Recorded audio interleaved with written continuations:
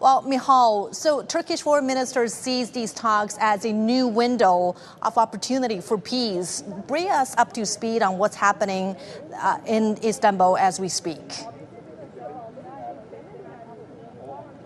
Yes, the meeting between Ukrainian and Russian delegations was to begin today. Finally, it launched about half an hour ago with the opening speech by the Turkish Foreign Minister Hakan Fidan. Now, he did say that it was a window of opportunity for peace right now. He stated that there were two paths ahead for the people here. That he stated that one of them starts for a fresh new start for peace. The other one would be for destruction. So he stated that these are the two paths ahead for those delegations here in Istanbul. He also stated that every passing day costs lives. So that's very important. He also stated that ceasefire must be implemented simultaneously with negotiation. That's very important. So he underlined that ceasefire actually must be implemented as soon as possible. He also stated that these talks could lay the groundwork for a leaders' summit and emphasized that Turkey was ready to contribute in any way possible. So let's take a closer look at what some of the delegation's leaders have already stated. For example, the Russian delegation leader,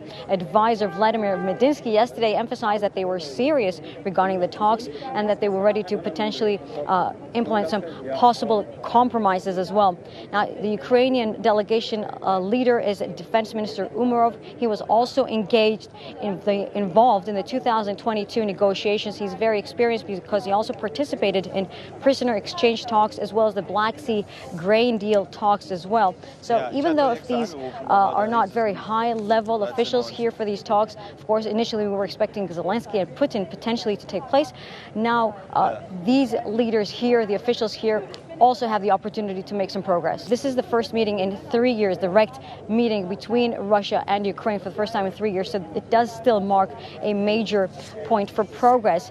Now, according to Reuters, the most important point for Ukraine is, of course, to start the ceasefire right now. They've also stated that they want to potentially start some confidence-building measures, including the return of Ukrainian children and civilians. And they also might discuss potentially lay the groundwork for a potential Putin and Zelensky meeting in the future. Now, we know that Ukraine has been insisting for a ceasefire, an unconditional 30-day ceasefire, and this has been backed by EU leaders as well. They've emphasized that they will potentially impose sanctions, new sanctions. A 17th package of sanctions has been approved by the EU this week. But they also have fundamental differences as well.